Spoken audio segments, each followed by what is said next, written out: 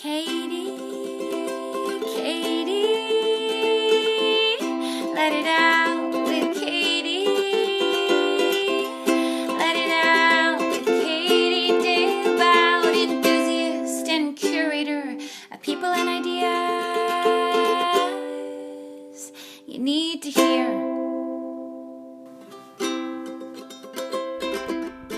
Hello, everyone. Welcome to the podcast. This is Let It Out with Katie Daybout. She's right next to me. Hi, everyone. Aloha, we should say. Oh, yeah, that's right. We're in Hawaii. We're in Hawaii. That was a special guest, co-host. Mm-hmm. Who are you? Oh, I'm Nick. Oh, hi, Nick. Hey. Anyway, we are here in Hawaii. My friend Laura just got married. You guys know her. She is the one who actually wrote Let It Out on the podcast album cover and also on my book. So shout out to Laura and Anthony. Yeah. Yes, it's her handwriting. That's correct. Anyway, they had a lovely wedding and we're here in tropical paradise right now. But that's not why you're here. You're here for an episode I recorded recently back in New York at the end. It's my favorite coffee shop in Brooklyn. You'll hear all about it, but I interviewed the founders who are middle school sweethearts, Bret and Madi. We talk about pleasure. We talk about non-attachment. We talk about having lots of ideas, being free spirits and deep thinkers. I love them. They are great. I told you all about them. Mm-hmm. They seem fantastic. Yeah, I love them. Yeah. I like the end. He likes the end. He went there for the first time with me on your birthday. On my birthday, yeah. I had a CBD latte with the marshmallow. Highly recommend. Anyway, one thing to note with this podcast, we're going to get into it very quickly, but here's the thing, you guys. It was a live podcast, which was great. It was so much fun. I got to meet people who listen to the podcast in person and hug, and it was so much fun. I had the best time. But you have to remember that it's imperfect, much like everything I do with these podcasts, but this one especially, there's some natural sound and some weird noises, and Bret, one of the co-founders, was very quiet, especially at the beginning, and we tried to bump up his audio as much as we possibly could, but just bear with us and keep listening because the episode itself is really good, but the quality might not be what you're used to on the episode when it's just me and one other person. So hopefully you can hear, and it's great. This is one of my favorite episodes. I loved actually doing it and hosting it and being there, and I want to do more live podcasts because it was my favorite thing. I called you after, and I explained. You loved it. I loved it. I wish I was there. I wish you were there, too. Anyway, let's talk about the sponsors. FreshBooks.com. Love FreshBooks. We love FreshBooks Cloud Accounting. Why do we love FreshBooks? Makes it easy to organize our invoices. Sure does. As a freelancer yourself. Yeah, that's right. It's great. Mm-hmm. We love it. You can actually personalize it and put in your own logo and your branding into the invoices so you look super professional. Totally. Important. Which is very important. As a freelancer yourself, it's important to look very professional. Yeah. It's important to send clients invoices on time, organize your expenses as an entrepreneur. Yeah. Remind them that they need to pay you. FreshBooks makes it easy to do all of those things, you guys. So if you want a 30-day unrestricted free trial, go to freshbooks.com/letitout and make sure you enter Let It Out in the How Did You Hear About Us section. That's freshbooks.com/letitout and enter Let It Out in the How Did You Hear About Us section. Thank you, FreshBooks. We love you. This podcast is also brought to you in part by careof.com. We love it's actually takecareof.com, but we love Take Care Of. It's actually care of, but you go to takecareof.com. That's where you go. Uh-huh. Anyway, this is why we love them. You guys are busy people, but you want to have energy. You want to feel vital. You want to poop regularly. We are big about pooping regularly. We all do. And having the best supplements to keep your body functioning in the best way is really important, but sometimes you might not know what to take. There's so many out there. And Care of is great because you go to their website, you take a personalized quiz. You took it. I did. I took it. It tells you exactly what you need, and it sends you those supplements in a perfectly packaged, beautifully packaged container that says your name. It's personalized. They're great. It's super cool. It is really, really cool. Anyway, we love Care of. If you want to get 50% off your first order, go to takecareof.com and enter Katie in the How Did You Hear About Us section.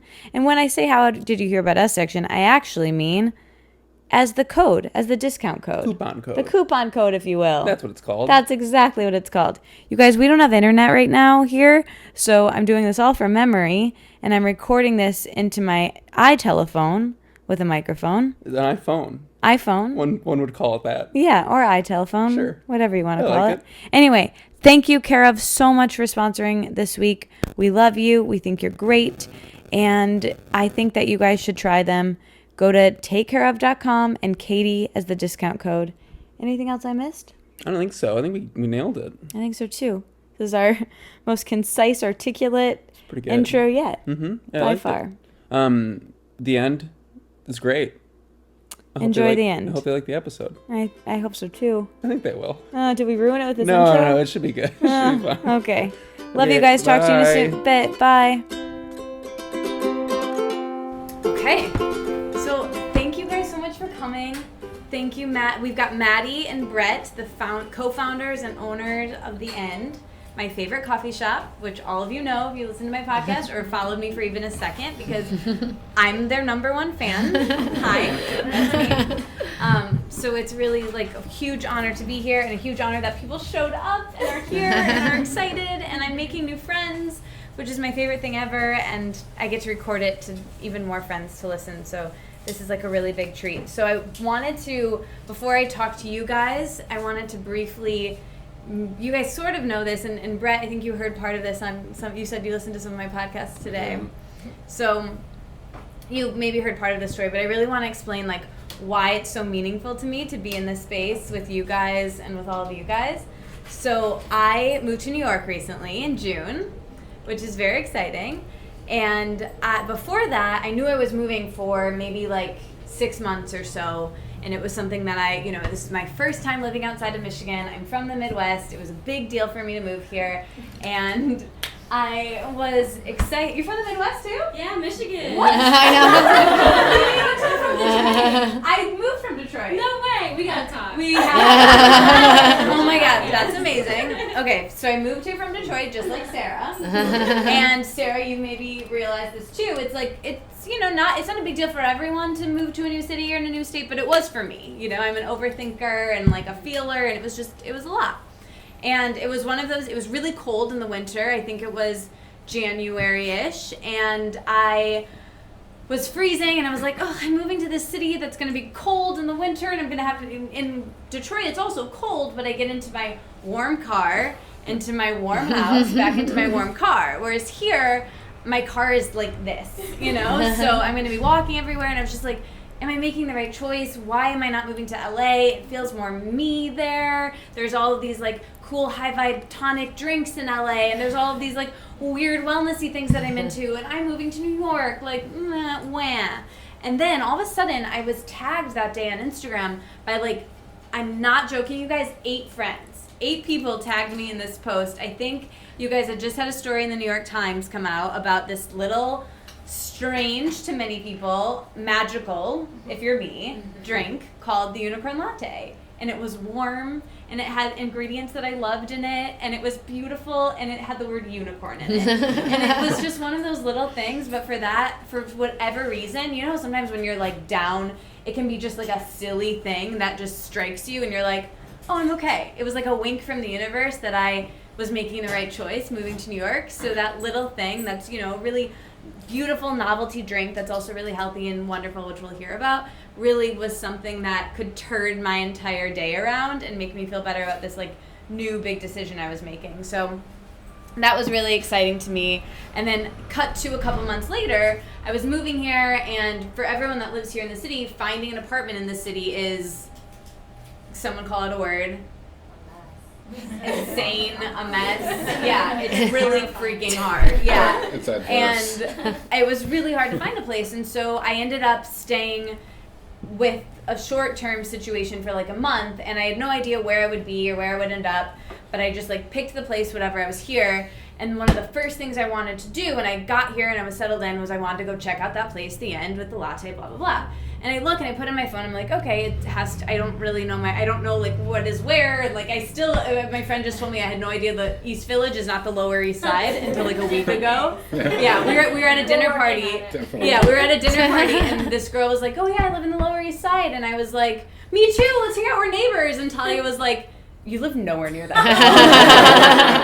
So I'm getting it. So my point was I had like no grasp of where things were. And I put in my phone to go to the end and it said 2-minute walk. And it was right around the corner. So this kind of ended up being my place, and I would come here and I would work and I would just like be in this space, and I tried everything on the menu and I had so much fun, and I was always like Instagramming it. And then one day that I was in here, I think I was like maybe the only one in here, and this woman comes in. She was this lovely woman, but I could tell there was like something not off, but like just very intense about her. Like she didn't seem like the normal customer coming in here. She seemed like she was on a mission. So she like comes in, and she was a reporter for the Wall Street Journal, and she was doing a story on the end, and she needed someone to comment on the story, and she was like, can I talk to someone in here? And I was like, I'm your girl. So it was just like really one of those full circle moments. And it was funny because the person working, the manager I think it was,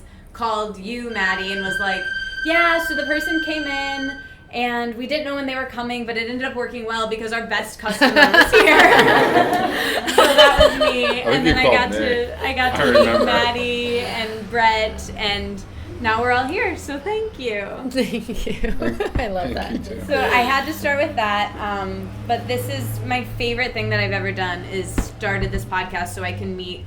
I think podcasting's the new networking. I can meet really great people through my guests, and then also through you guys, I can make more friends. So this is just lovely, and it's so important to me to be able to do this in person. That's one of the biggest reasons why I wanted to move to New York, is doing more of these things in person. And I've done every single podcast since I've moved here in person, which has been great. And this is the first live one since I've moved here, so thank you. Yay!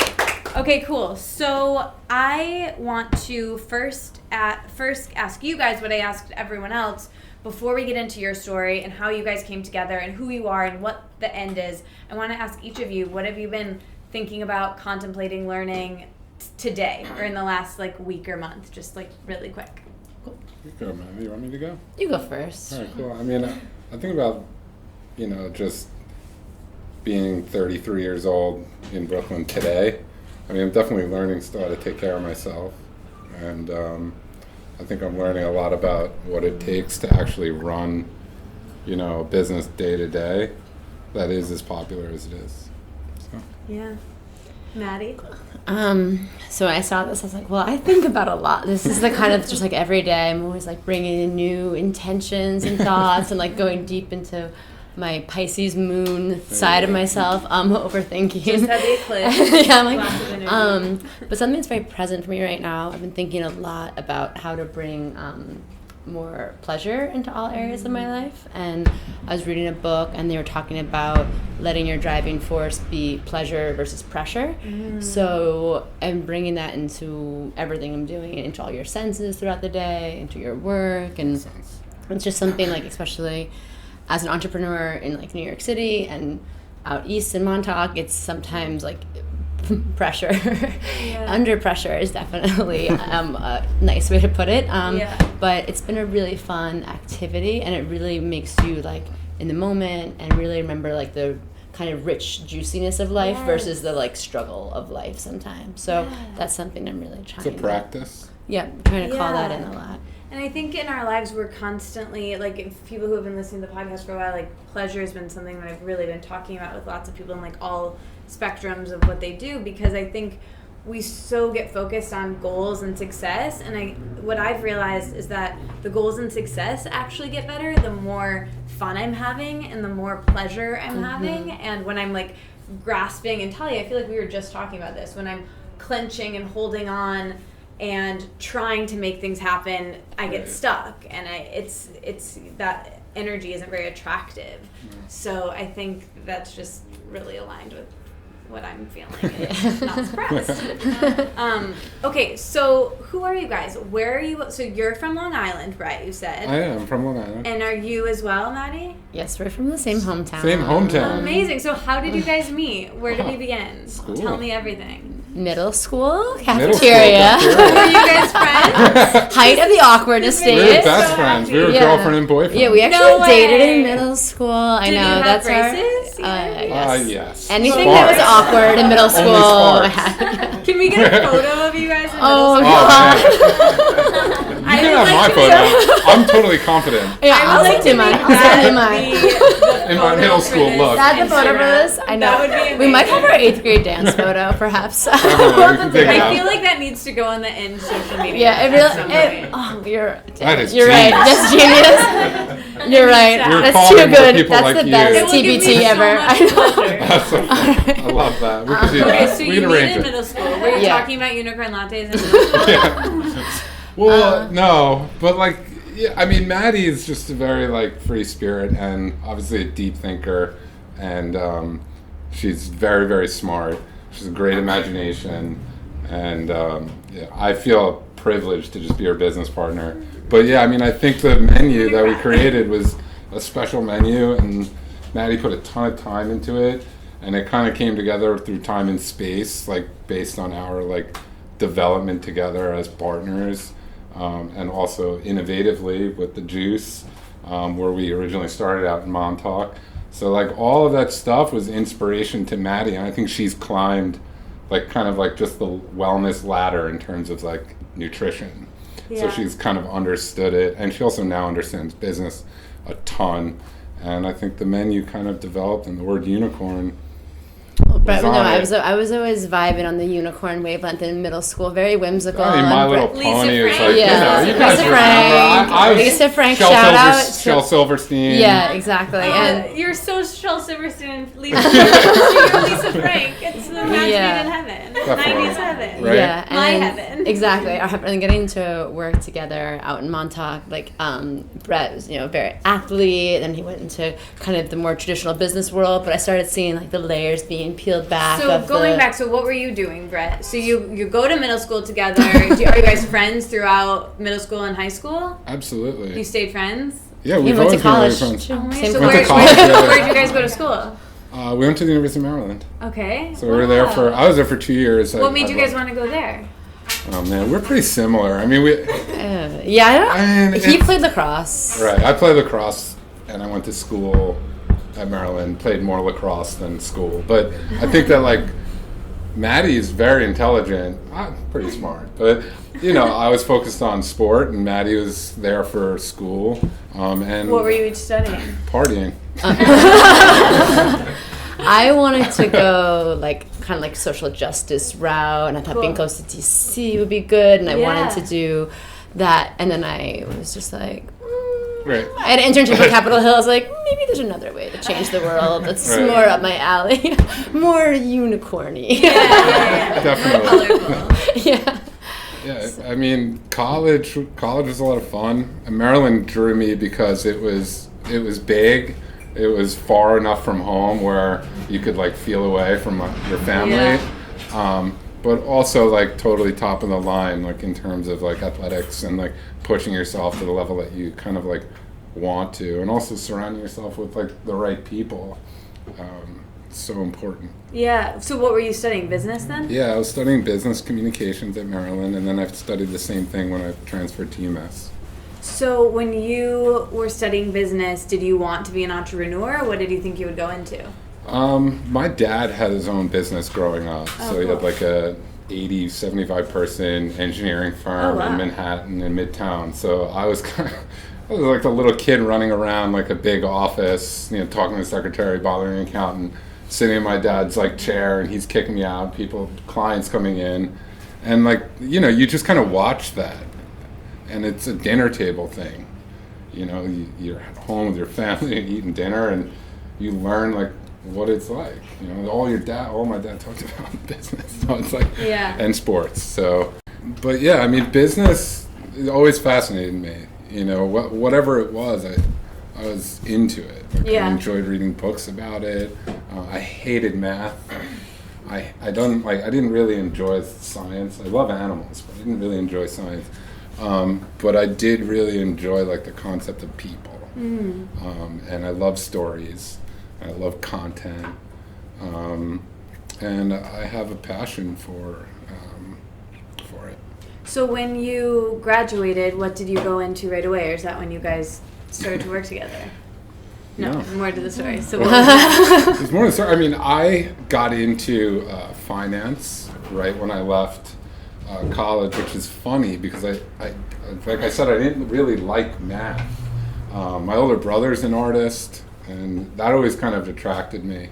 So I think like entrepreneurship was 6 or 7 years away from the time that I had my first job. Yeah.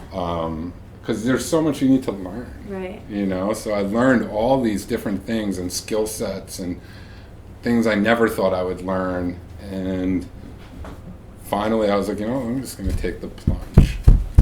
And that's when you guys came together? Well, Or did you do another? Maddie and I, we always kept in touch. So you were always friends? Always friends, and we would see each other at parties and things like that. And Did you both move back to the city after graduation? We'll get to Maddie's story. Yes. I moved into New York City Okay. after I graduated. I also spent some time out on Long Island. And then I moved back into the city. And I gave it one last try.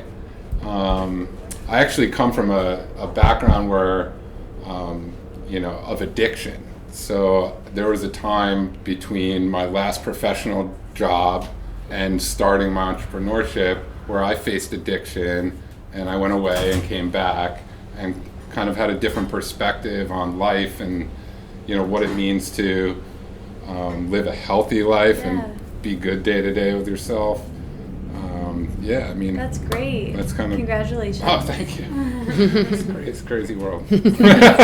Okay, so we want to get back to that, but meanwhile, so you guys are in school together. You stay in touch through school. You're constantly friends through school. And then what did you do in school and after graduation? So yes. Meanwhile, I need some sound effects. yeah, exactly. My next purchase. So yeah, I've definitely always been a little like on the non-traditional path. Again, I went to school and I was trying to figure out what I wanted to do, and I think looking back, I would have definitely benefited from doing one of those like create your own major programs or going to some like school NYU. of energetic medicine in like Australia or something. I'm like, I wasn't really like everything felt like constrictive to me kind of. So then after college, I convinced my parents it was the best idea for me just to travel for a while and not get a job, and I really made a very hard case for this. So I just Gap year, if you will. Yeah, kind of a gap year in between college and the real world and life. So I just took the rest of my savings, just kind of went around Central America and lived there for a while, which was I loved the lifestyle there. I loved Costa Rica, Pura Vida. I just love the everyone's outside all the time and community, and you're watching sunset together at night. And I love the food there and just surfing and yoga, and I just felt really good to me. But I did miss the energy of New York City and the people you meet here and the creativity and the culture and the just constant it's an enchanted city. It really.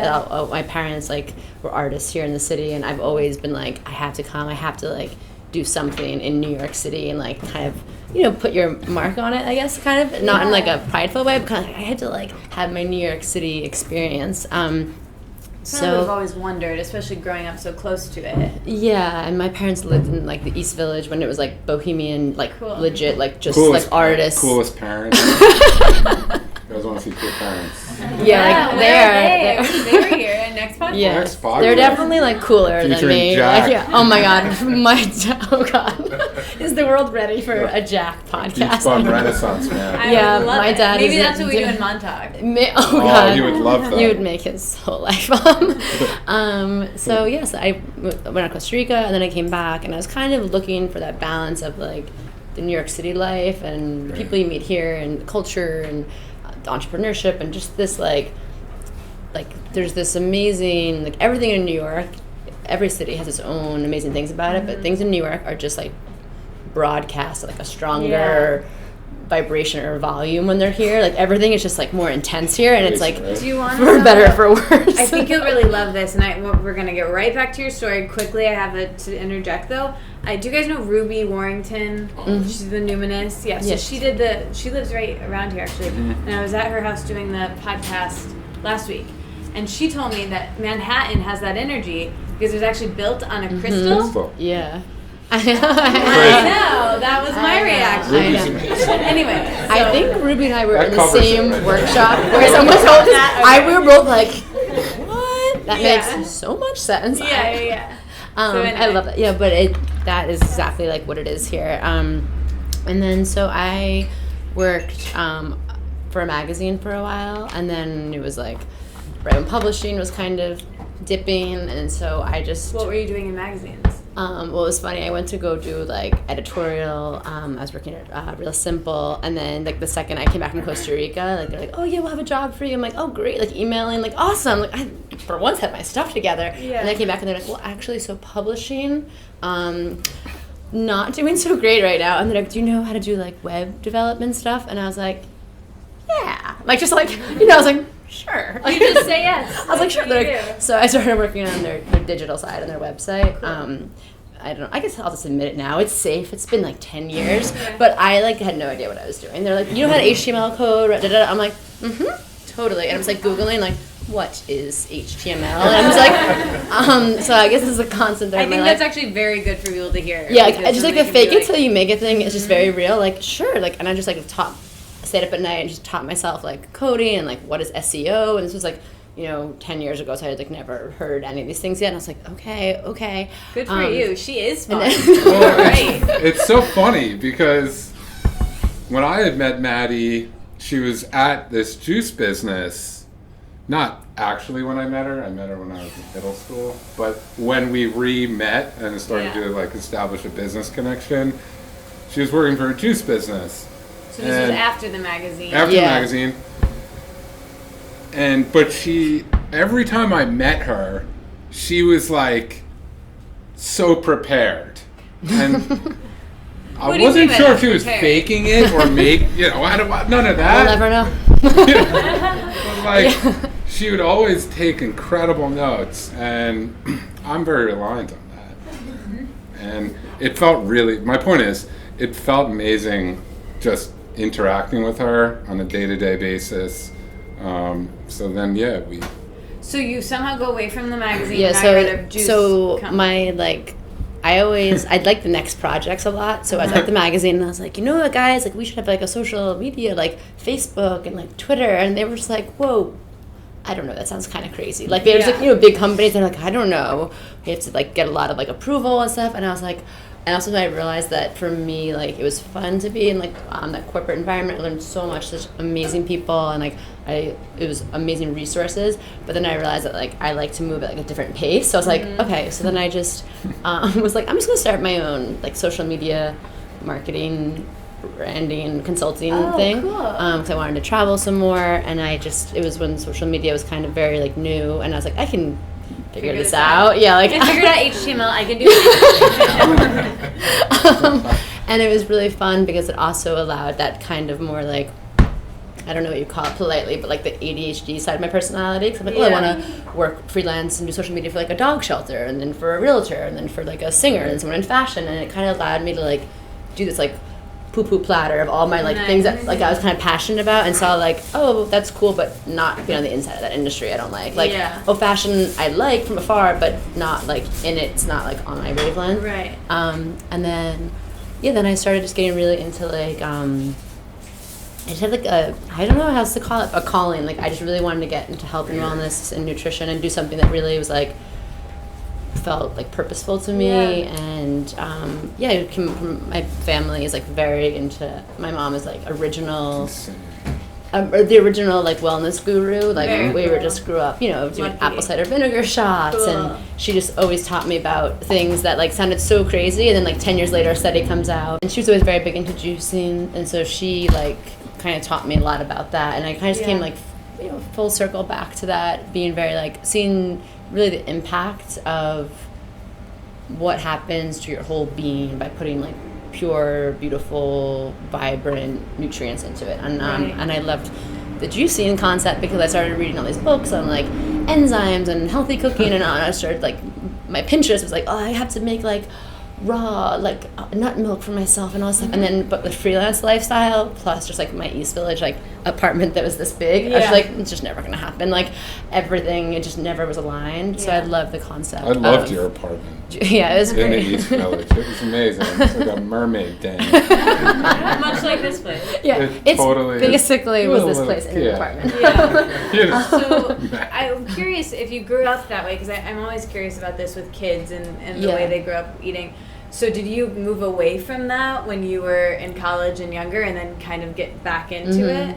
Yeah, definitely. Me and my sisters always say, we're like, oh, we just definitely went through, I guess, like a nutrition rebellion stage where you're just like, oh, I just want Oreos and Gushers all the time. Like, and then, but the good thing about when you grow up that way, it's like your body has this like muscle memory of like, no matter how bad I would be eating, I'd be like, oh, my body needs like some greens right now. And so it does give you this like your bounce back is always like you can only get too far off the path, and then you're just like, no, I need some probiotics now, like damn. And then as you get older and you realize that it's not just like denying yourself something, like you're not denying yourself junk food or It goes health back to food. Pleasure, you're like infusing your body with like these beautiful like gifts and things that can actually course correct other things that are going on. Or like for me, a lot of it, why I liked it was really the connection to like your intuition and your joy and your creativity and your like centeredness. Because sometimes like my body would be like, oh, okay, whatever, like I'll just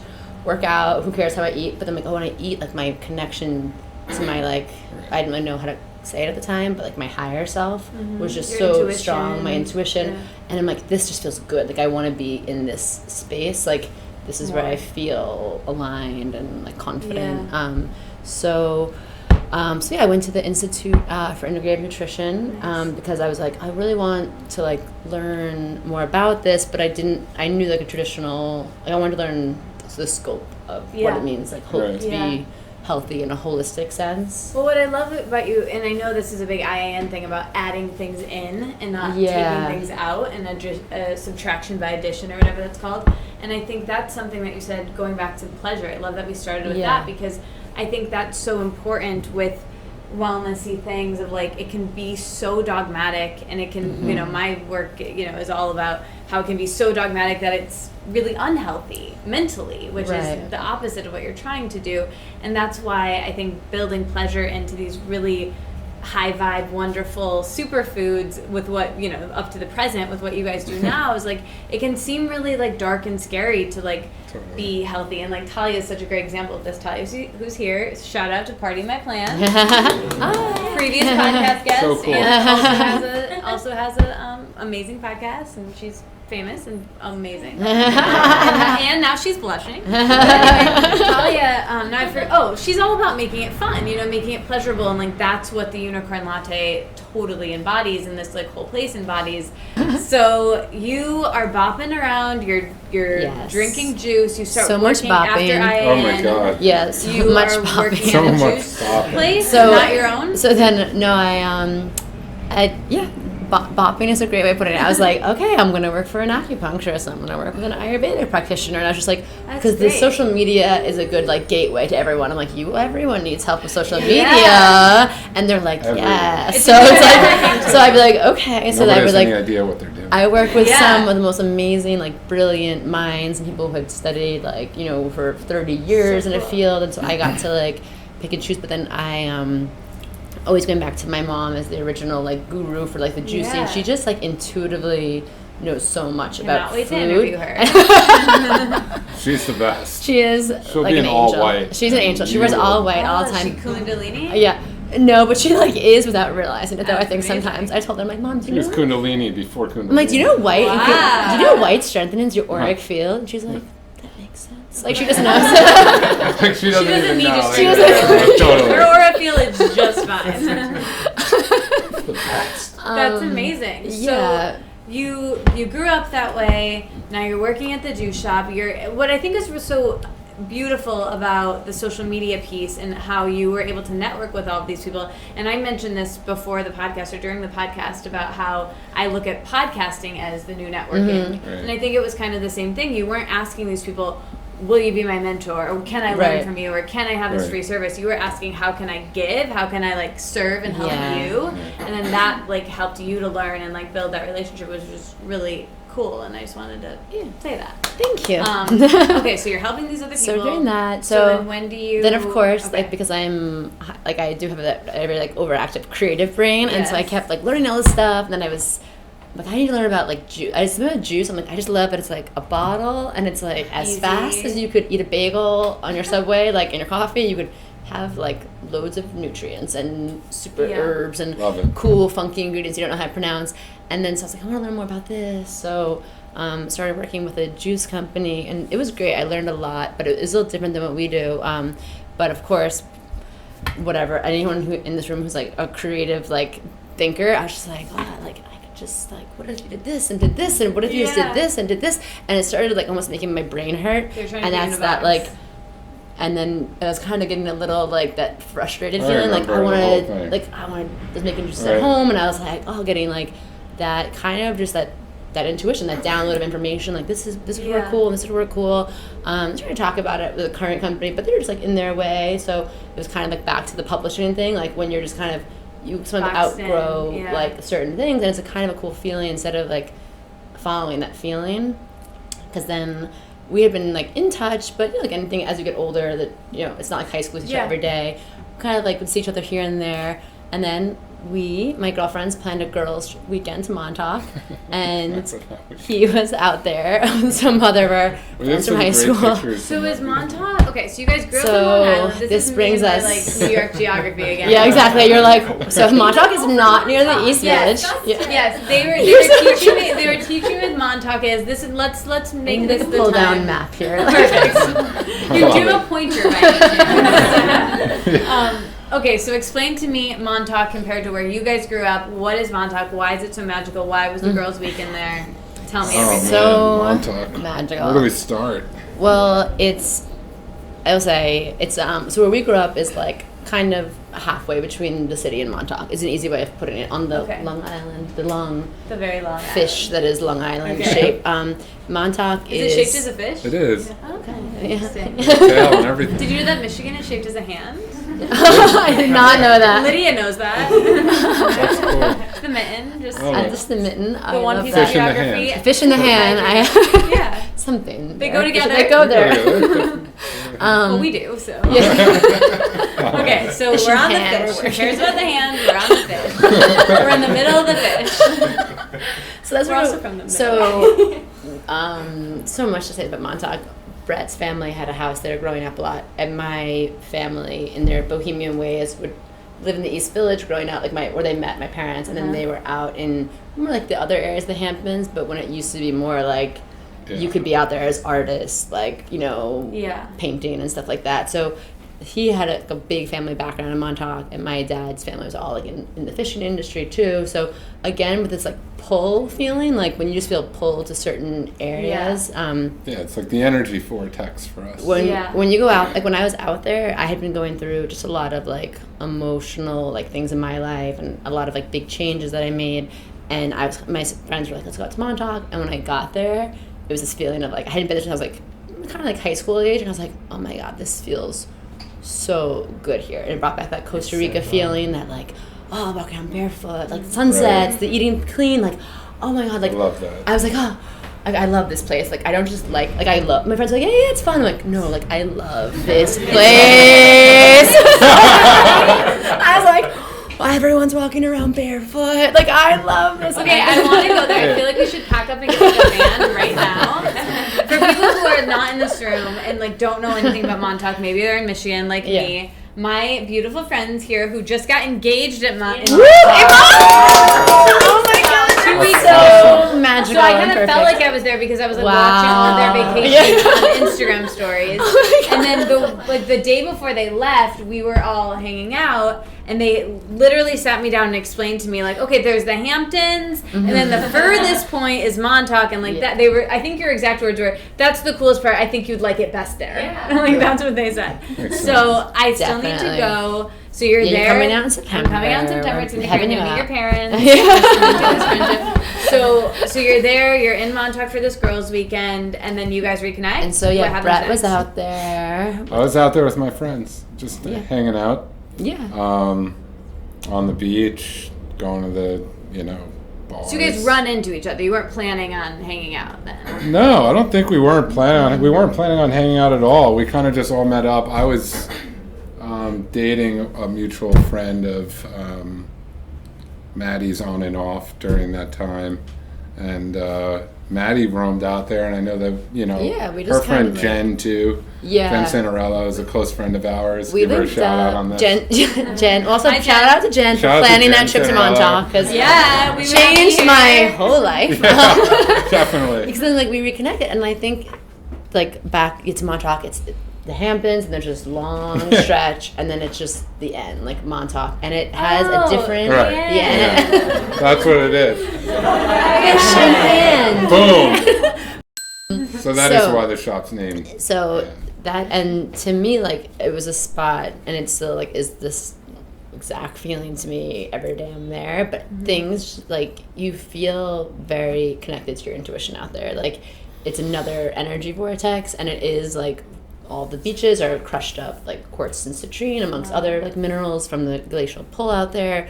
There's just water surrounding you every side. There's so much so many creative people and hardworking people, and just the most unique mixture of human beings you'll find. And then everyone's just in this laid back salty mode, and it's just so cool. It's an and amazing crew. I find it's someplace it's so cool you guys got engaged there. 'Cause I find Right. intentions you set there and things you put out there are very supported. It has a crackling magic energy in it, and so I think that's so cool that you guys got engaged. There's out so there. much good happening out there. Yeah. Yeah, it's beautiful. It's very it's very sacred and inspiring and cool. And even at this time, I didn't really have the vocabulary to know all this. But then we had this chance to meet up. It was so fun, and he was doing a lot of yoga and taking care of himself. And he was like, "Oh, it's just I can't believe there's." We started talking about juice because I was on the gospel of juice everywhere I went. When you get into something, I'm one of those people We were just going to yoga a lot in the city. Yeah. And we were out in Montauk that weekend, and we just kind of reconnected out there. And yeah. that's where And we you had started already talking gone more. through your Yeah, we started recovery yoga at that point? What'd you say, Yeah. Maddie? I think we started doing yoga after that, right? Right. Because he was I was doing yoga, then we started he was doing yoga on his own, and then you had already gone through your recovery, and that's when I'd you were already gone through 'cause- recovery. and then you were doing yoga a lot, and then I was like, you gotta try juice. I'm some of those people that I'm like, oh my god, was crazy. green juice, you will love it, yoga and I green juice, you remember feel that one day infinite at, after that. Yoga to the People. Yeah, I Where would I- remember that. shout out to Yoga to the People, Yeah, because shout out to Yoga while to the I was People. freelancing, that was the only thing I could ever afford or go to, and Donation, it love kept me so afloat and calm and centered. So yeah, I love Yoga to the People. So I took him, Cheers. gotta come to Yoga to the People with me. Go to juice after. It's gonna change your life. Just anytime you have a bad day, just yoga and green juice. Yoga and green juice. It's so simple. And that's when I realized that he's the best student ever, but also just such a driven personality. Because then he would talk to me a week later. He's so I have tried every juice place in the Lower East Side and East Village, and tried every single thing from Juice Press and Heartbeat Juicery and all stuff. I'm oh, you really ran with this. I was he's saying stuff that I'd never even tried before. I'm I don't even know what that is. And so we kind of had this connection, and we're oh, it's our true happy hour. It's a way to connect and be together without drinking. And he would invite some of his friends, and it was just great. It was really nice. It's in our mid-20s, so it's nice to hang out with people, and you're not in a bar. It was just nice to actually have an authentic hangout time. It And so was we had, really nice. We had a lot of really good conversations, and then just flash forward to him calling me on the phone, and I was remember that day. not What a even a text. crazy When night. someone calls you, and you're is someone is dead? dying? I know. Whenever, if someone calls. He's our friend who like still calls. So and I'm like, I was like, what's wrong? Yeah, so he's all about the human connection. I really appreciate like that. No, we like that. That's why we keep him around. We're like, Yeah. okay. We should be more like you. Yeah, exactly. Next podcast, you teach Yeah. us how to keep it more human. Yeah. But for now, whenever anyone calls So, me, someone yeah. has died or like they need something very urgent. Yeah. And I did. He did. It was urgent. So what was that call? Why did you decide to call at that point? Tell us everything. What was going through Well, your mind? I had an idea, and I didn't want to like spoil it because I feel, I don't know, it would have made me feel like guilty. So Well, you sometimes like I feel like I need to get it out before I forget about it, or I feel like if I don't use it, it'll get recycled and someone else will. It's or your something. intuitive pull. It's like this Yeah. idea is so good. Like, we need to do something about this right now. And so he Yeah. called me. So I called you, and we met at an art gallery down on the Lower East Side, and that's when I said, let's start Montauk Juice Factory. And just like that, Stephanie said it, and I was on this bench, and I just remember I was like, She got the chills. it's like when you can see flash forward of like everything, like in a word or sentence. I saw like everything, how like I could imagine the business going and where it could happen. I was like, oh my god, it's such an amazing, like mystical, like charged spot with this like product that would be amazing to bring to the world in our own unique way with our own message.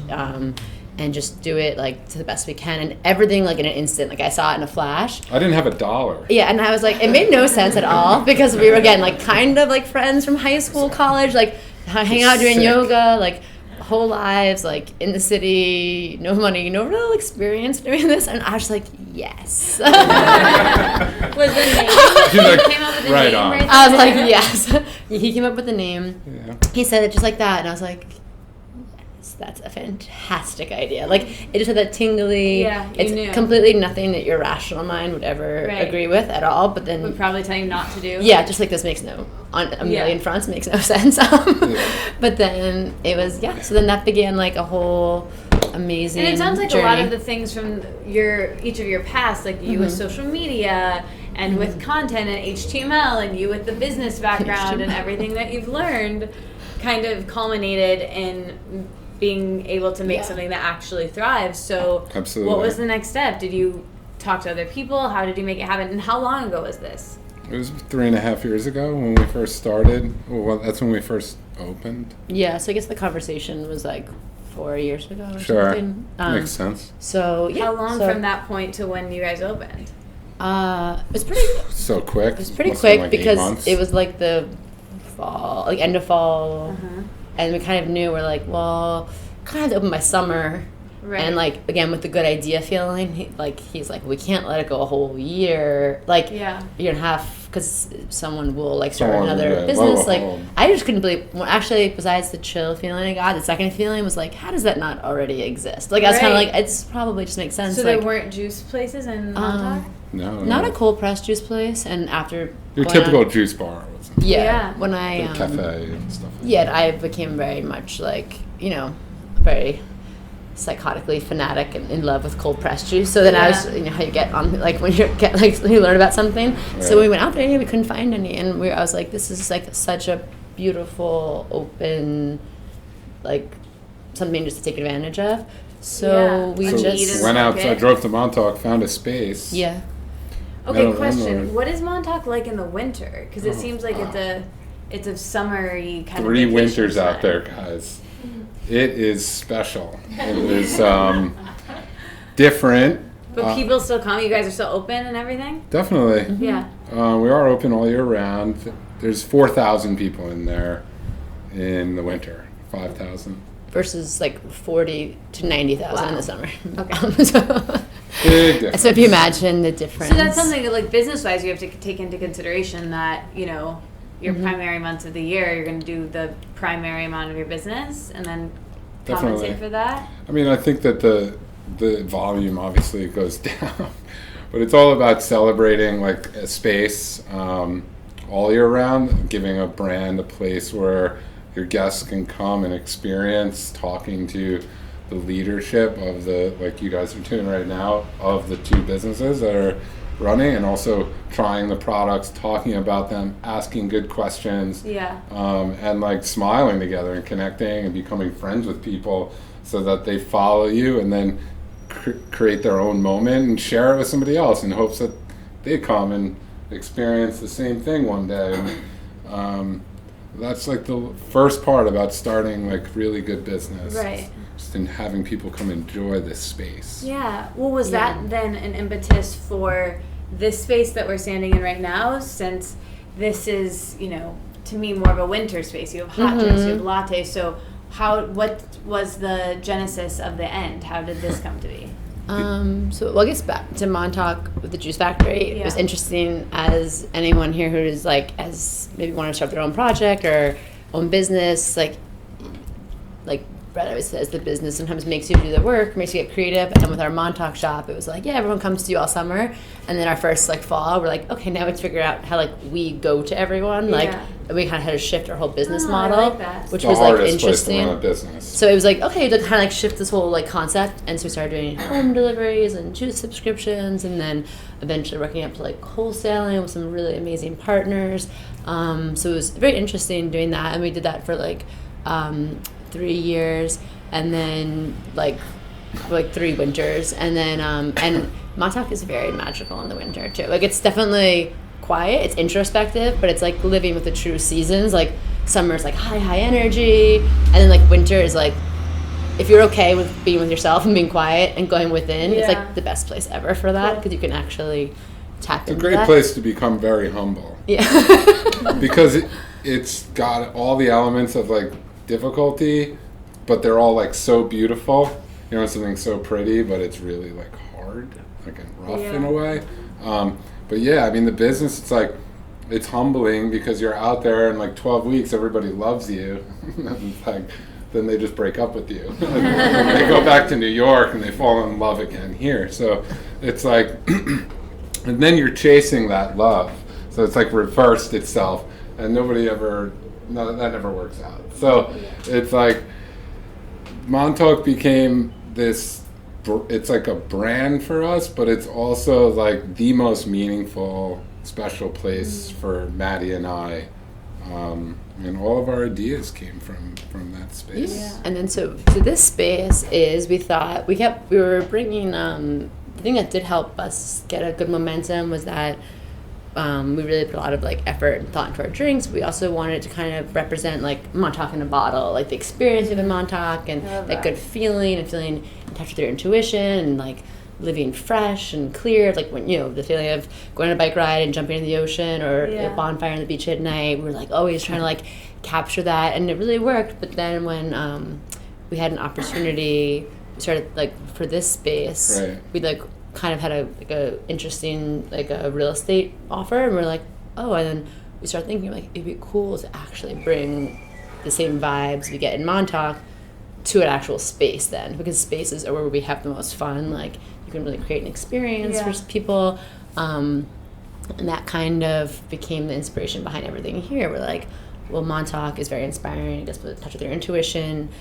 People are doing amazing things out there. Like every one of our friends is like an entrepreneur or a creator or an artist, or like travels the world. It's like everyone's doing something fantastic there. So we're like, maybe we could bring their stuff here, give it a platform, bring it in, bring that energy in. So like everything you see in here is from our friends in Montauk, and then some new friends we have in Brooklyn that we really love, and like all products and things we really believe in.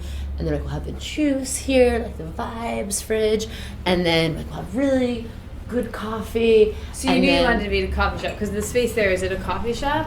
No, we knew we wanted to do a coffee shop. We thought about repeating the juice shop, but we get like we didn't. The juice shop is great, but in New York there's juice bars all over the place. Exactly. So we wanted to just do it different. And like we've always done everything different. I'm like, why repeat something that we just figured out? Let's create a whole new thing we don't know anything about. As you can imagine, everybody that we knew was so happy. Let's teach each other lattes. Like everyone was like, why do that? That's so boring. You mean it's not going to be Montauk Juice Factory? No. Yeah. So, but we thought too, like when you go to Montauk, you'll see the Juice Factory concept really works there, because it's just grab and go. People come in literally like sandy, barefoot. Yeah. You grab it. It's like a block from the ocean. It's great. But we're like, we want, to me, like nothing beats coffee shop culture. Like especially in the winter, like the cozy cup. This like, just wouldn't work. The same vibe from Montauk wouldn't work here in the winter in the snow. No one Yeah. wants a cold juice in the winter. Exactly. So we're warm. like, okay, still like bringing that feeling in, but like coffee shops where like you sit, you gather. As someone who's always like freelancing, I'm like, no, I love a good coffee shop. Like coffee shops are like my office, my jam, my like everything. So we started thinking about that, and like we both like love good coffee too. So the idea just started kind of again like materialized pretty fast. We're like, oh great, like coffee juice vibes. Juice vibes. The end is great. Yeah. Great name. Sounds, people would recognize it. Yeah. And it has a lot of cross. Has a lot of crossplay and marketing. I figured it was a fairy tale. Which is like there's a double meaning there. There's a lot of there's so many definitely double meanings. Okay, so now the end. You're going to start this coffee shop. I was gonna say the end is here. Not in the podcast. We're gonna press on. Don't you worry. You guys had lattes. It'll be fine. Anyway, you know you're gonna start the end. Where does the idea for the actual unicorn latte and the name come from? Maddie. So you knew you were gonna have my brain. So you knew you were gonna have coffee here, but then when were you like sprinkles and color and all these other elements? So let's rewind to the plant alchemy menu, which you see over here. Yes. So I guess a few things. One, that's a lot here. I always love just doing like weird things. Like I was like, let's just like coffee, juice, like let's get like a little weird with it. Like let's like get a little experimental. And I was like, we're in Brooklyn, like people will either really respond to it or they won't, and we'll just carry on with our normal coffee menu. And this is pretty recent now, right? Because you guys just opened this place in December. That's when we launched our menu. That's when we launched the Plant Alchemy menu. We opened this place kind of like September, October, very like slow start opening, just like getting the coffee running and getting the juice in here. But I thought it'd be cool to fuse kind of like that cozy coffee culture we're talking about. Like I think it's a big mug of something. Like just nothing beats like a big mug. It's just like I don't know if kills the bottle. If I grew up watching Too Many Friends or something like that episodes, but I'm just like, what is it about that big mug? Like the Central Park of the 2000s. It really is. Stop. You did it. Stop. You've arrived. Okay, I'm done, everyone. Podcast is over. That's like the highest accolades a child of the 80s and 90s could ever know. Yes. You're the TV buffet of the new generation. Oh my God. Can't even handle it. Can I be your Rachel? I cannot handle it. I feel like we should Fish in hand. Fish in hand. The fish in the hand. Stop it. The name of the next coffee shop. / podcasting space / wellness wonderland. Coming soon, exclusive. You heard it here first. So you're having these creative big ideas. mugs, and also when I used to freelance, I would sometimes spend literally like 8 hours at a coffee shop, and you feel bad because you want to keep buying stuff. So I'm like, I'll have another cappuccino, and I would leave and just be like, up to like 4 in the morning and like very angry and like irritable. Upside down face emoji. So I was like, oh, what if you did those same like coffee and juice together? You had stuff that was like healthy here, but like cozy. And I had obviously like seen some like tonic stuff and there's like turmeric lattes. But I was like, I don't know. And there's so many ingredients that I wanted to introduce like with the juices, but I was like, I think they actually would work better in a hot beverage, or you could just present it. My other thing is then from my social media background and the very visual, and I love like whimsy and everything. So it's like it'll be fun to make everything just super engaging and super colorful, and drinks for a purpose like the juice, but really having just fun with it. Like again, not taking things too seriously, and things that you were excited to like play with, like art. It makes you feel really good, and so we kind of just started developing some of those recipes. And Bret kept like wanting me to launch them. I get very weird like perfectionist vibes on things, and Just drove me nuts. he's like that's why I took kind of. I was like, he's like, I was ready to do it, and I was like, Not yet. Like, I just haven't perfected, like, I needed the purple amethyst to be this color and that, and what topping goes on it, and da-da-da, and, like, where does Stresses me out. procure, like, all of these, and I'm like, there's, like, some weird ingredient that I read about. And it's expensive to source all of these lattes. It is very expensive. Like, these ingredients are superfoods. Yeah. Well, it's not only are they expensive, but you can only get very small amounts of them at one time. And it's also like the business that's doing it is like the size of a freckle. Yeah, like some of the ingredients I get, I literally just like email the farmer or like whoever's harvesting it. Like it's just some of the stuff we work with is just so like so local. It's That's so amazing. like niche weird things that I'm finding, and I'm just It like, is local, not local to here, Not but local. it's like a local Yeah, like process. It's so refreshing, especially in coffee shops, because there's a million chains of coffee shops, Right. and there's a not thought to the actual ingredients, and it's all about scale and source, and that's what's really beautiful about being in this space, and Thank like you. the thought that goes into all this, and the time that you took to develop and create those recipes is Right. really impressive.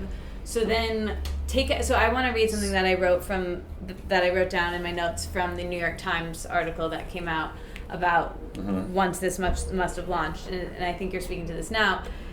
You said, as psychedelic as you can get without using drugs. yes. So, and Yes. I loved that. So you're developing this menu, and then what was the launch process like? Did you ever expect the media and the social media Gives me the storm that would chills. come? Thinking about that gives me the honest. It gives What was me the just- was Yeah. that New York Times piece the first biggest media thing that you guys got?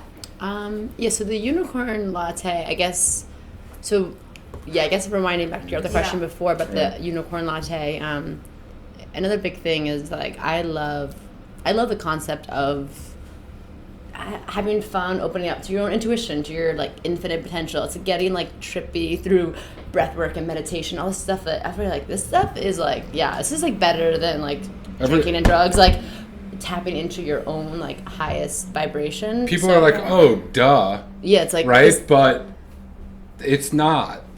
There's so much separation there between what Madi just said and reality, right? None of that really, like, so many people struggle with that. And I think Madi's found that to be really helpful in her life. And making it fun too, because all Yeah. those other ways to reach that consciousness are Right.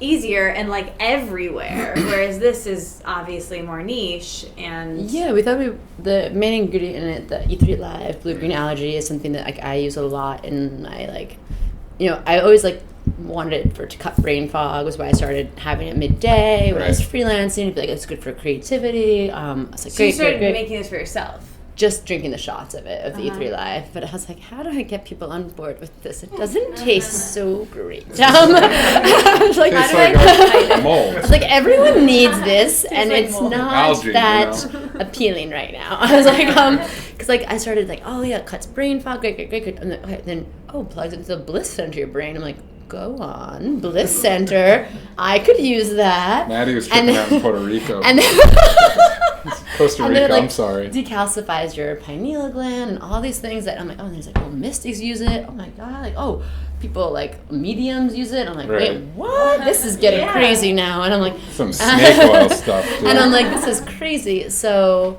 we're like, how do we bring this to the world in a way that, like, people are stoked to drink it? And I think that, there's a lot going on in our society, and there's a lot of I don't know how you'd say it. A lot of stuff we see on the internet, especially, is people, like, talking at each other, and people reading things and just, like, we're a little bit brainwashed, like, just from what we've been conditioned, unfortunately, to think about everything, ourselves, our body, our food sources, how we interact with people.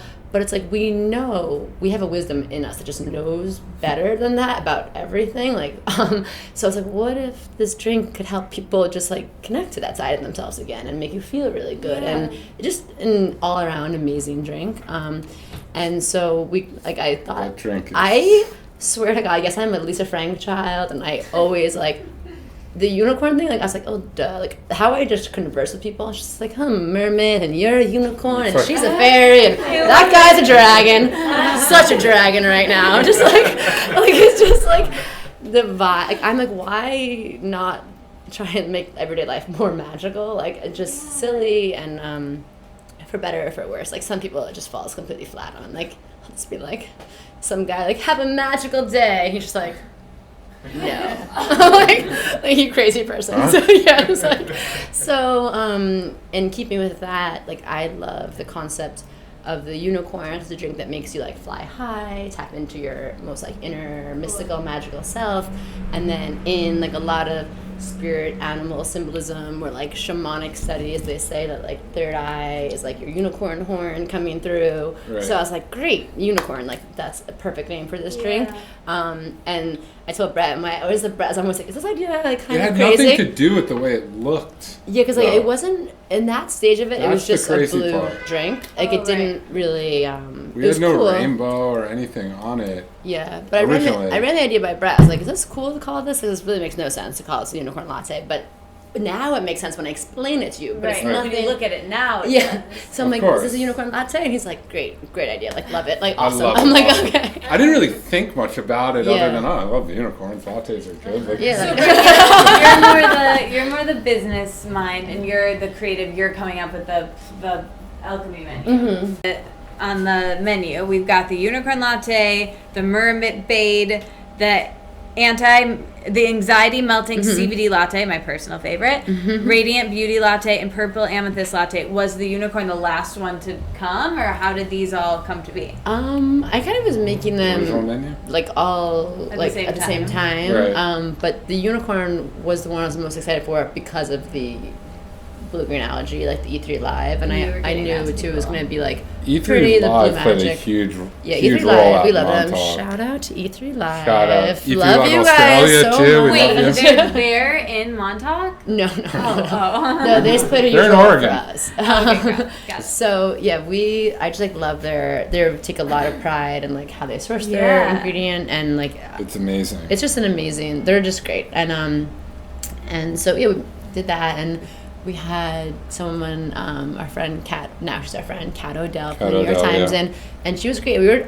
It's hard things, even as perfect as I was So trying you to make launched it. That was this like a menu, huge and nod then to that's us, soon yeah. the New York Times comes in. Yeah, they came in pretty soon after. It was right before Christmas time. Was it and, trending on social media at that point?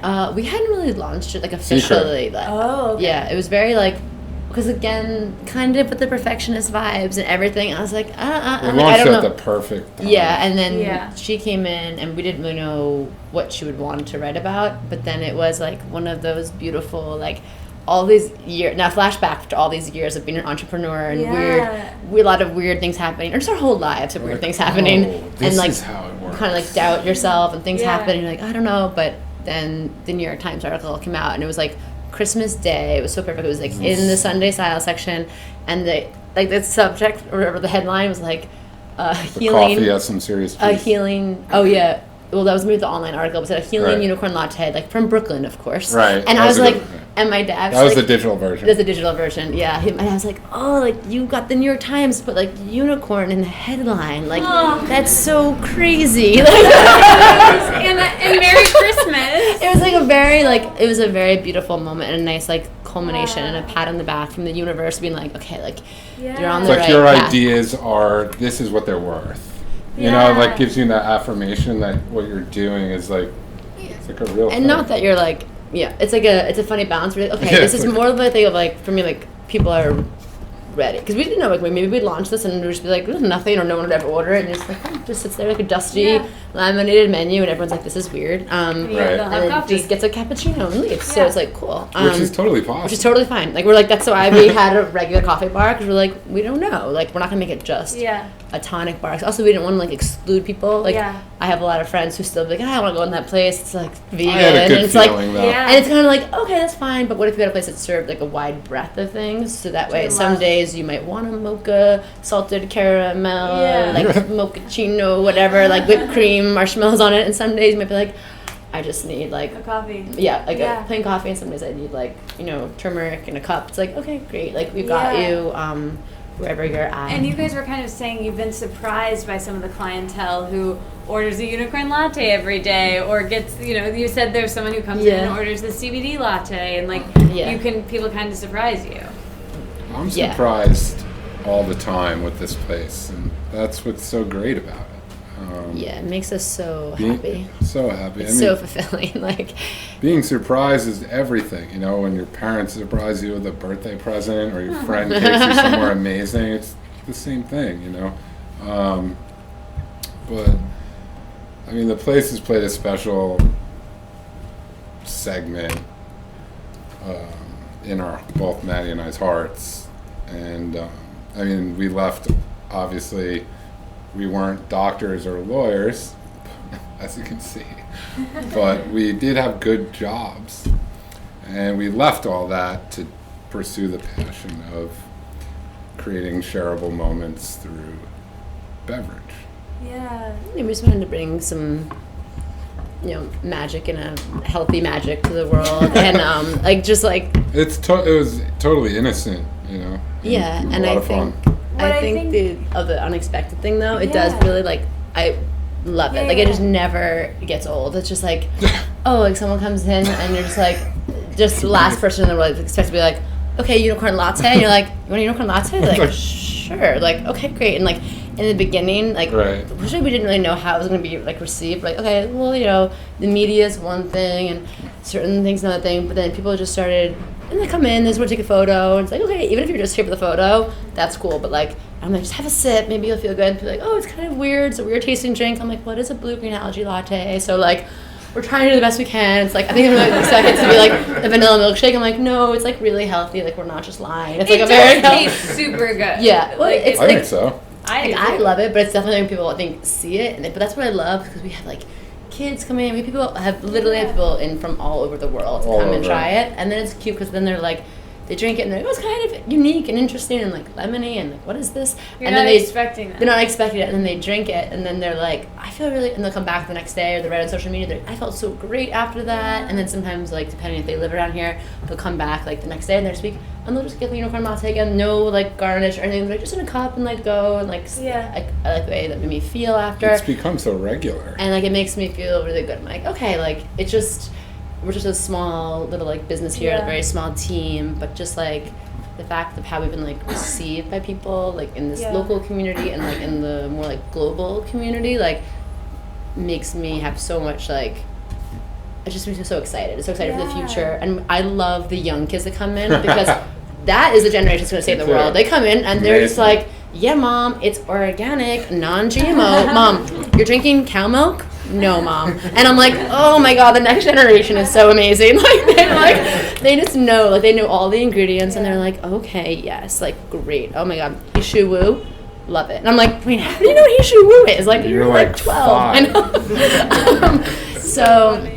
Yeah, it's been really fun. What I love about this place, and you touched on this, and what I really want to mention is that we talk a lot about this on the podcast, about wellness being kind of the new class system and can be exclusionary to people. Mm-hmm. And I think that that's a really big problem, and I think more access to health and wellness is really important, and there's so many great brands doing things to give people, where Lydia and I are from, in the middle of the country, the flyover states, there aren't any unicorn lattes. We barely have a juice factory, and it's really, really different. But I think what's great about this place is, yes, this is a novel thing. No one's going to die if they don't have blue-green algae, but it's just something that's really great and can make you feel better and can be really fun at the same time. Okay. But the thing that I love about this place is you don't make anyone feel bad about not knowing what it is. You guys are so inclusive and kind when people walk in here, and that's a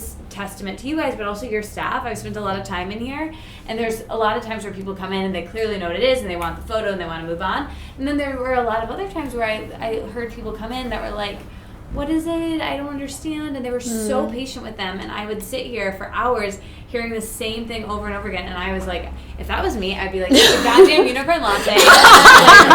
We get it. You want it or not, we got coffee too.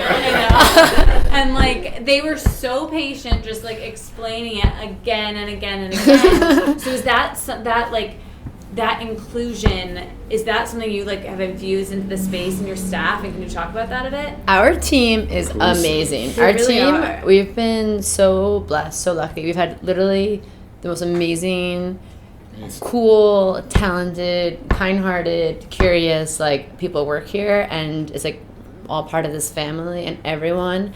And we've thrown some crazy stuff at them because it's just like all overnight, like, and now you guys are all baristas and you rock the, latte world, and you guys know how to make a cortado, but now you have to learn these like 12 really weird drinks with ingredients that you don't know how to pronounce. And by the way, like 10,000 people are actually like trying to come in this weekend, so you're good with this, right? And they're just like, what? Like, but they all like rolled with the punches, and they're all like such special people here. And I think that what you said is really what we were aiming for too. We're like, we didn't want this to feel like a spot where you're like intimidated. Obviously, you see this is like the most laid back, funky place, and like we're like, okay, we have like colored pencils, chill out over there, like hang out, like whatever, magazines, relax. Crystal water. Yeah, the last thing we Crystal wanted was like any water. type of like pretentious Exactly. vibes in here. Or like Just we want. doesn't fit. We do appreciate the amount of people that come in here and the age range and the backgrounds, and people who, like you said, who have never heard of any of this, or some people who are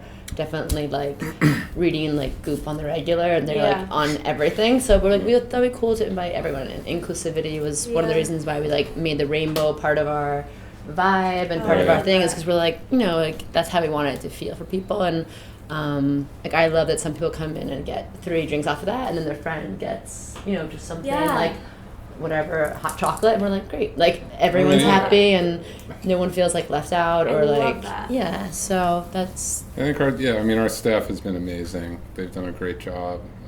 People have healed through this place, and like that's everything. People are literally creating a better self through the space that you run or serve out of.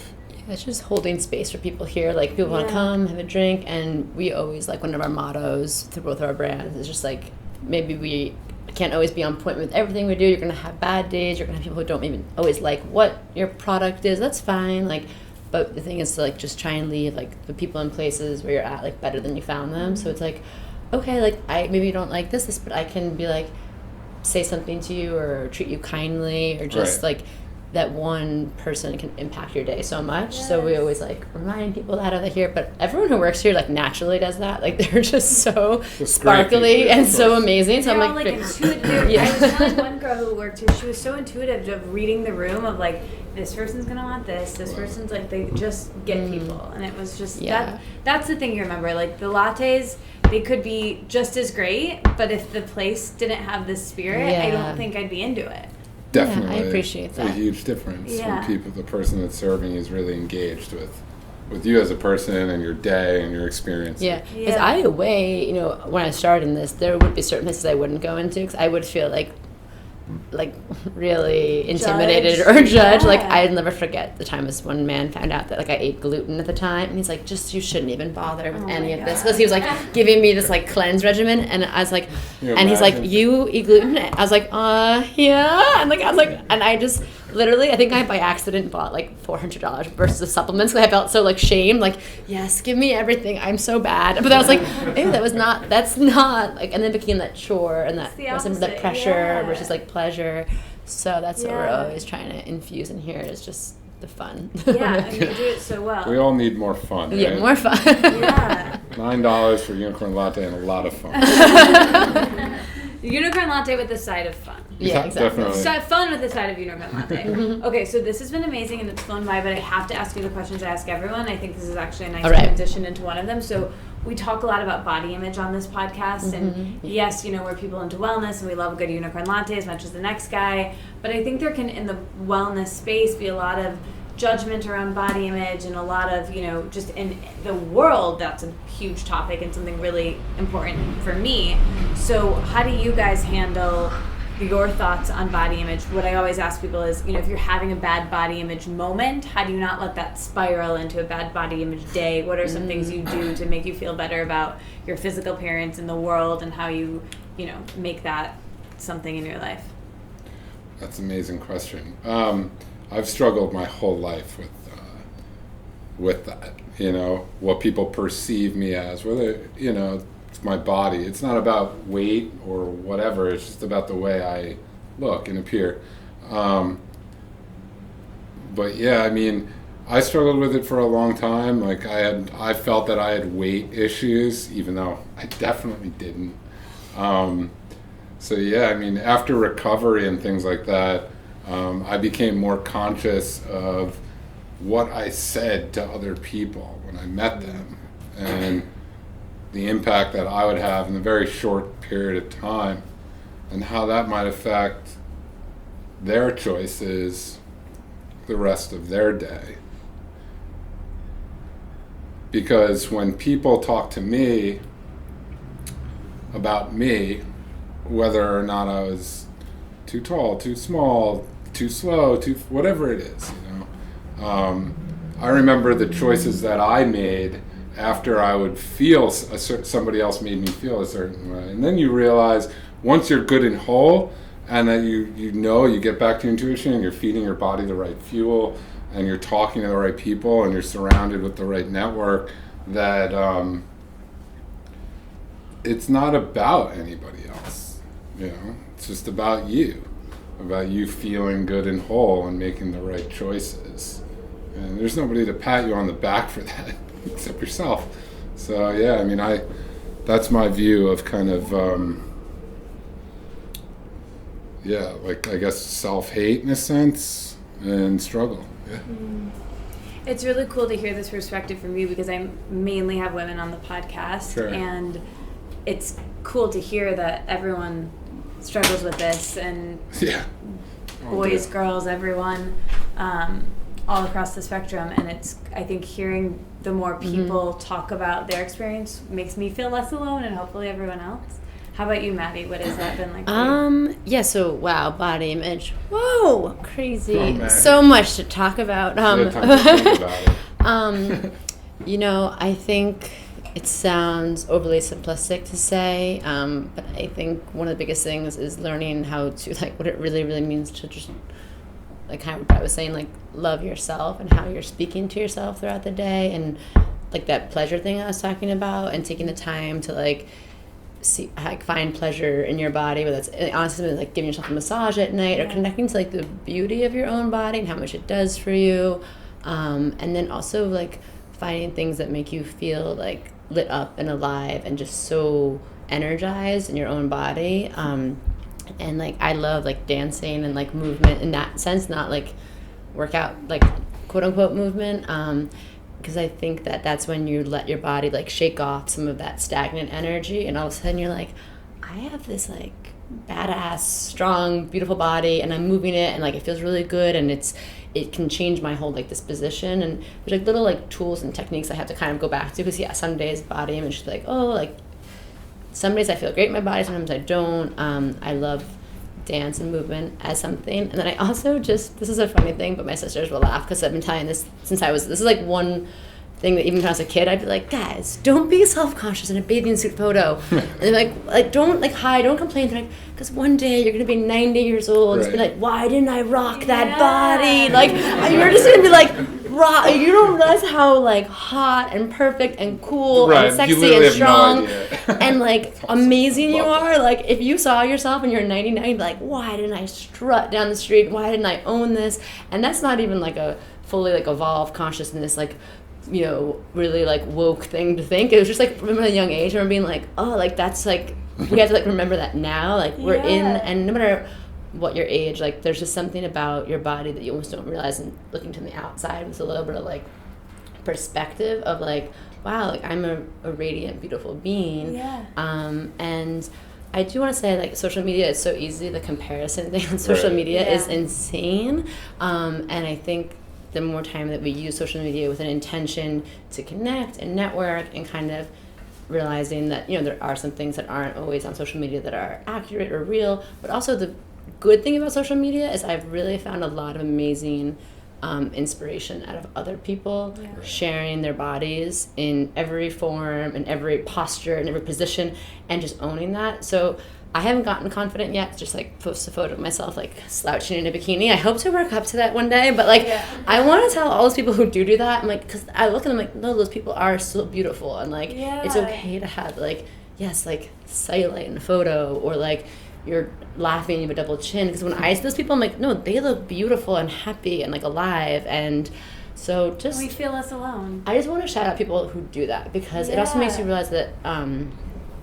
to focus on women for a second. Women are so beautiful that I'm like, oh, like I literally everyone I see on social media like that, I'm like, you are so beautiful, like you are drop dead gorgeous. Yeah. So like it is a reminder to yourself, like, well, that's how you look too. So I admittedly haven't gotten to that confident stage yet, but I really wanted to just give credit to anyone who does that. It's very empowering. That's our homework. On Montauk, just take like we'll take like really just I'll take like the picture.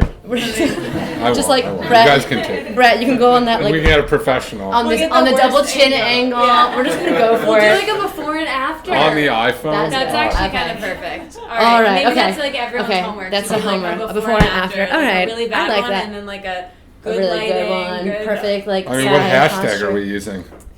I don't know. I think maybe split screen. Yeah. Before and after. The end. Very long. Love it. I love that. Speaking of social media, how do you guys handle your relationship to social media? It's something else I've been asking everyone. How do you handle in-person connections and social media? How do you stay okay mentally with that?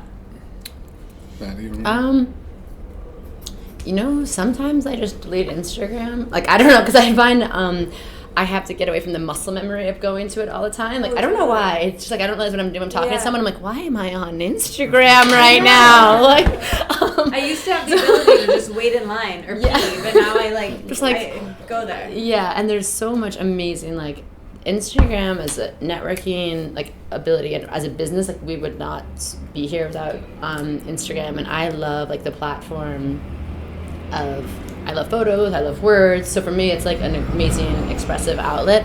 I just try to really, like I sometimes delete it from my phone and I'll like keep it on like my iPad or something. It has to be on a Wi-Fi connection for, because then I'm like, well then it's a very mindful visit to Instagram. Like I will sit and write this post and check out things, versus just like, I'm on this podcast with you right now, like, oh, I'm sorry, I'm really deep on my Explore page right now.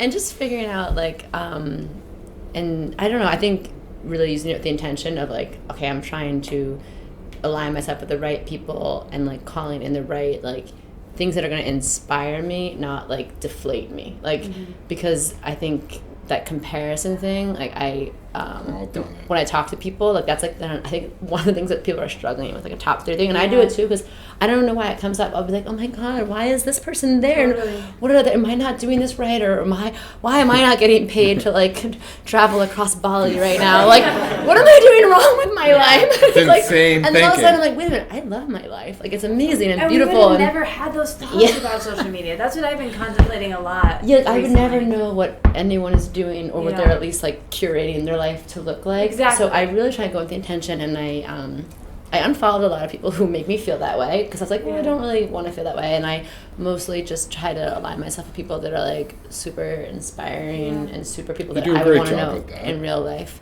Yeah.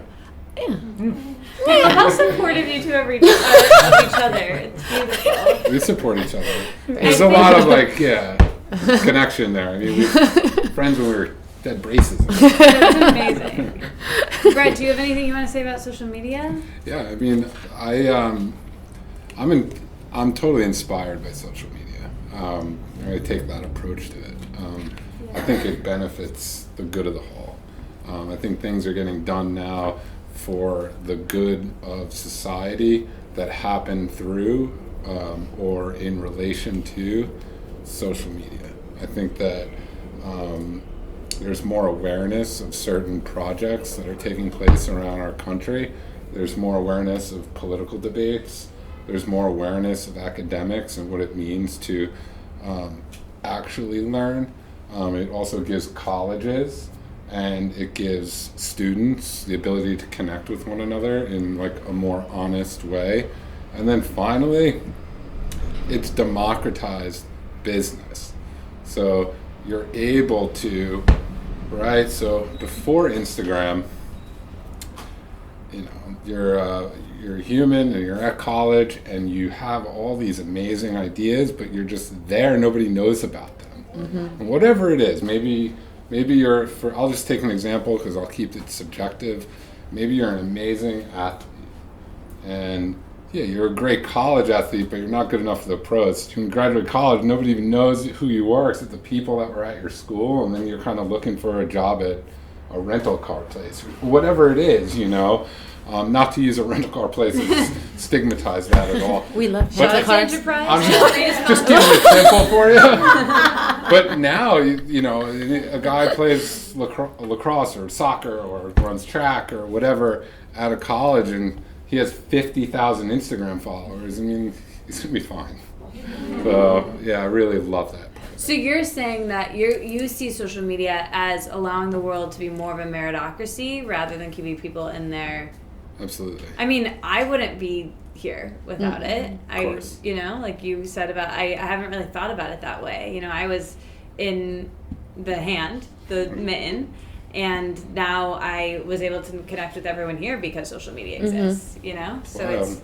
it is wild. I like that we talked about that. Okay, so these ones, I have a million more questions I could ask you, but it's okay because we're going to go to Montauk. I'll ask you on the beach. It's fine. But I'll do these as quick fire. So just say the first thing that comes to your mind. I will warn you, they get more challenging as we go. Ooh, I think we're on a game show. I'm like, okay. Okay. So, and then one of you say, and then the other, and we'll go from there. Okay, so we'll start with Bret each time. Okay. Favorite color?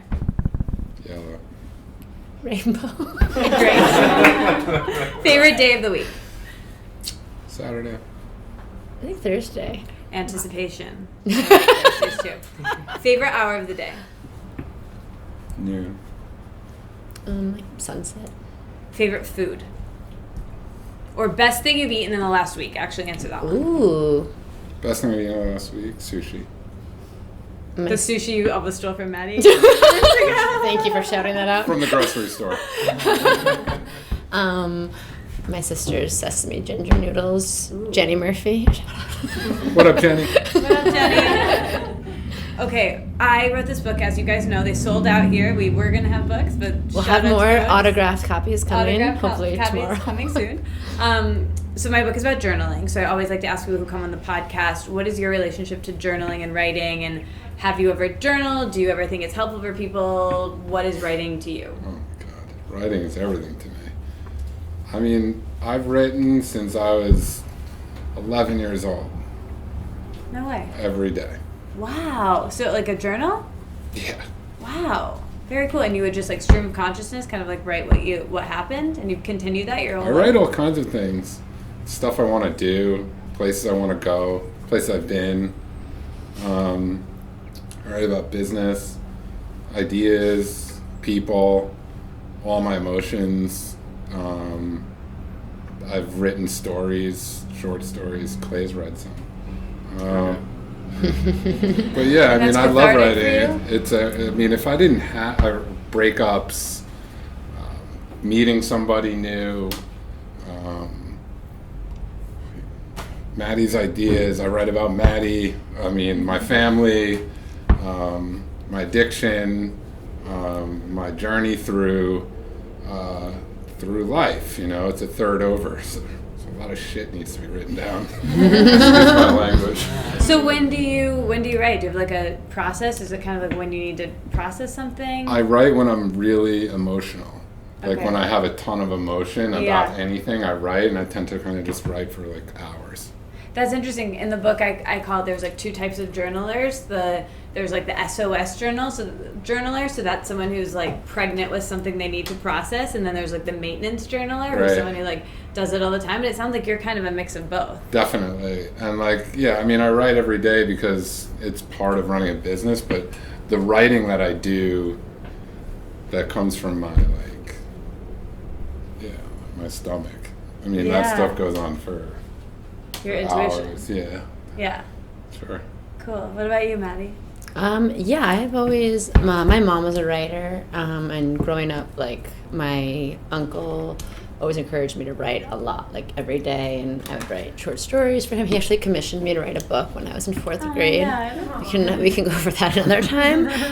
I've always loved writing, and then as I got older, I started keeping what kind of, like, my teens was kind of, I guess, like an original, like, gratitude journal, because I just would be like, I noticed that when I was in that hormonal, crazy up and down life of like high school, I was like, some days are so good, some days are so bad. So I'm like, I should just write down the times where I feel really good, so I can remember like, okay, like you can get back there, like. And that was something. And then when I was traveling, I did it a lot to remember things I wanted to like remember.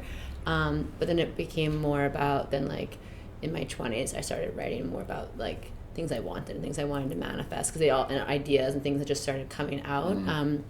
But I have to write like because I have to let it out. Like I have to just like I have full circle because I just have too many things in my head and too many things in my heart and too many things in my stomach that I would like just it makes me feel like, okay, it just gives things a certain voice and releases certain things that I'm over, don't serve me anymore. And then everything that I put pen to paper on, like, it's happened. So I love using never that had as a a tool. bad time writing. I've never written and be like, oh, I shouldn't have done that. Yeah, that's a good point. No one's ever, I regret journaling. Yeah. And you start to kind of self-soothe as you go down the page. Totally. Like, it's all like, everything's so terrible, but tomorrow is better. Right, you know? right. Yeah, Which exactly. is such a beautiful thing that you can, Exactly. it's like therapy on yourself, which I think would be really lovely. Okay, 3 more things, and then we're going to land this plane. We're going to get everybody out of here. That's you guys awesome. are great sports. Yeah. Okay, so feminism. You talked about this place being inclusive. You've got the rainbow as part of your branding. Just a couple thoughts on feminism, being a man and a woman together running this business, the masculine and feminine energy. What are your thoughts on how do you act your feminism today, and what does it mean to you? I mean, I'm a total feminist. I think that... All the best ones are, ladies. So think about it, right? So everybody's created equal, and you have an amazing country that you live in where you're giving all this freedom, and everybody deserves that. Doesn't matter if you're a male or a female. Doesn't matter if you're black or white. So in terms of that, I think that while we do have a lot of work to do as a society to attain a shared goal between masculinity and feminism and be able to working together, because of the history of the deprivation that men have put women under through hundreds and hundreds of years, we have a lot of like unwinding to do as a group. But I mean, we have Instagram now, so you guys are totally good. So the message is out. The message can't hold us back on Instagram. I think you articulated that really well, and it's not just with males and females, obviously. It goes across race, it goes across gender and sexuality, and obviously at this time in our country, like, there's a lot going on with that, so I think it's so important that we have conversations like this, and you make people feel included. And do you want to add to that, Maddie? Bret put that so well, and I'm all about the rising to the divine feminine, but the men who embrace their sacred masculine and the divine feminine and the balance. And like I always say, I'm like, everyone, to quote the book, everyone should be a feminist, because it's like it brings everything into balance. It heals everything on every level. And women rock, and strong men always respect and celebrate like badass women. So it's like, and working with Bret has really been amazing to watch. Like in the Juice Factory, it's like him and all women, and he's just like, this is great. Working with all women is just amazing. And I was like, thank you, I really appreciate that. And and I just think that there's something in the rising of like this new like wave of feminism that also is really inclusive for men too. Like, we're all in this together. Like, their feminine side, our masculine side. We're supposed to live in this like beautiful harmony and balance. So just really giving a shout out to the men that appreciate that and respect that and aren't threatened by it. Yeah. Okay, greatest lesson on spirituality, God, what happens when we die. Thoughts on that? These two get I told you they get harder. Greatest lesson on spirituality. Oh, God, what do you think happens when we die? Matthew Kahn. Spirituality. The greatest lesson I ever got was through a guy named Matt Kahn. You guys can Google it. Okay. But he's amazing. He's out of Oregon. And then in terms of like what What did he tell you? What was the lesson? Oh, you guys, there are so many of them. Okay. But lessons on love and your divine path and death. Okay, so Google him. Google and Macron. also, So like I think in terms of spirituality. Can you repeat the question? I'm sorry. yeah, where are you with spirituality and what happens when we die, and like one lesson maybe from him or someone else that just sticks with you? I think about honestly, humanity? I think no energy dies. I think that for the most part, when you die, it's black. And I think when I die, I want to be cremated, put in a spaceship, and sent to space. Mic drop. Mic drop. Maddie. Super simple. Oh my Take goodness. notes. You know what? There's a few things I'm gonna quote my dad. My dad always taught me to study spirituality from every angle you could, and to look at every religion and tradition, and that there's a golden thread through all of Cool it. guy. Yeah, and one thing he taught me really early on was he's like, when you meet the Buddha, kill the Buddha. Like, if you think you know everything, Right.